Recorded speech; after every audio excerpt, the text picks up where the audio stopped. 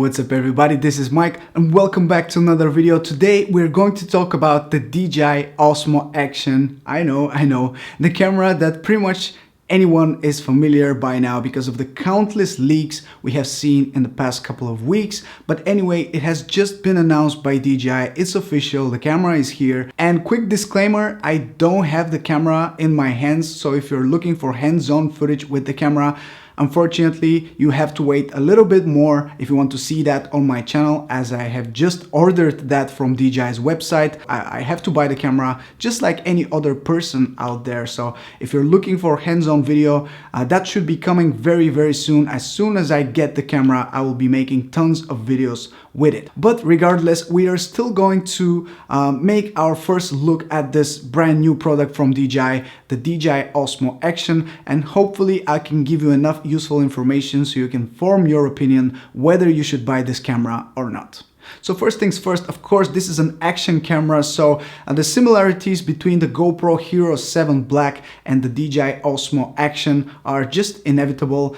People will be comparing these two cameras left and right, and only time will tell whether the GoPro is in real trouble or not. For now, I don't want to say that this is the GoPro killer, so let's just wait and see.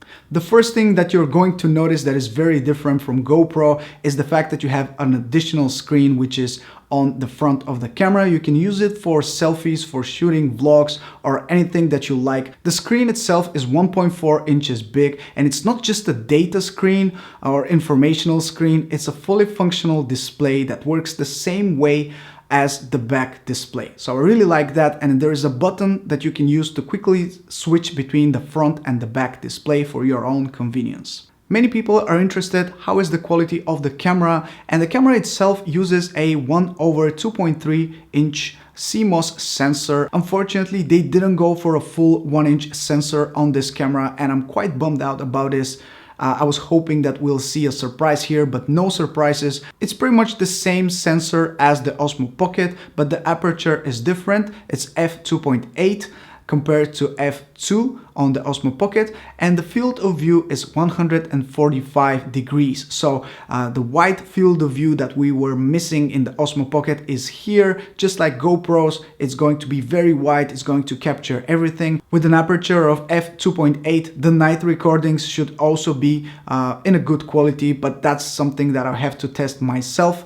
I don't really know how the quality is going to be like, but I hope it's going to be good enough. Speaking about the camera, there is no way not to talk about the distortion, the fisheye distortion that everyone was complaining about on the GoPro. And here, because of how the lens is made, DJI claims that there's almost no distortion in the image whatsoever. So I'm quite happy to see how the footage looks like from this camera. It has no fisheye effect. It looks sharp, it looks smooth, and it doesn't look distorted. Some more specs about this camera: you can shoot in 4K 60 frames per second. You can also shoot in 4K HDR, which is going to give you more dynamic range, so you can capture more detail in the shadows and the highlights, and that is going to combine these details from the shadows and highlights into one final clip. In my opinion, the difference that we are going to see in 4K HDR compared to regular 4K is going to be very noticeable. So in situations where you want to capture both the highlights and the shadows in the footage that you're trying to capture, this is going to be extremely helpful. If you want to shoot slow-mo footage, you can do so in many different frame rates, but the most impressive one is the 1080p 240 frames per second slow-mo. And finally, we need to talk about stabilization, as this is one of the biggest reasons why GoPro users love the Hero 7 Black so much, because of hyper smooth. Here, the stabilization is called RockSteady, and it works the same way pretty much as the GoPro. It uses electronic image stabilization combined with some electronic algorithms to decide how to smoothen the footage that you're recording, and the final result looks very impressive. I think it looks very similar to the GoPro Hero 7 Black. Speaking about stabilization, these two cameras that I have, the Osmo Pocket and the Insta360 One X, are quite stable, so I'm really interested to see and compare the new Osmo Action with these two in a one mega competition video. So make sure you are subscribed if you want to see that. It's coming very, very soon.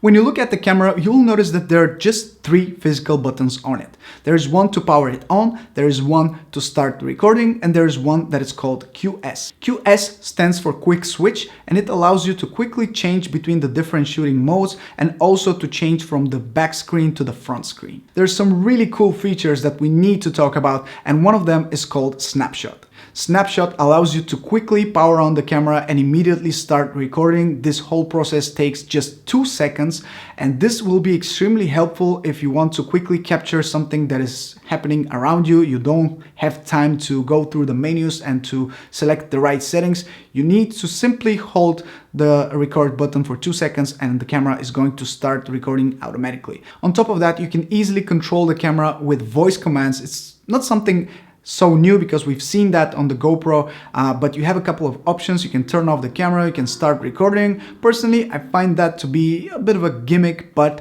it's nice to have more options to control the camera. One of the things DJI promised when they announced the Osmo Pocket was the waterproof case. Unfortunately, it's still nowhere to be seen and they don't have any information when it's coming.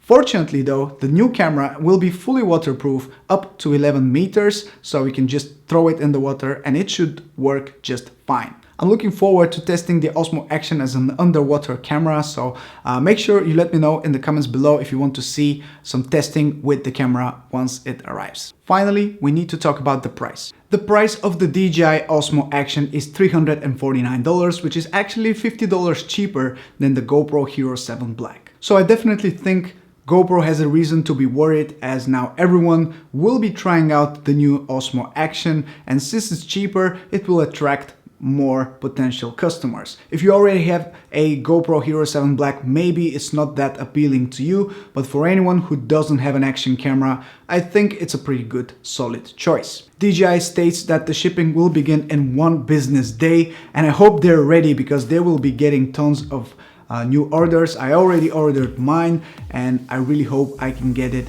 as soon as possible so I can start producing videos with it. With that being said, guys, thank you so much for watching this video. Please let me know if you have any concerns, questions, future video ideas for the DJI Osmo Action, and I'll be sure to reply in the comment section below if I know the answer to your questions. This is Mike from Drone Supremacy. Thank you so much for watching this video. I'll catch you in my next one. Ciao!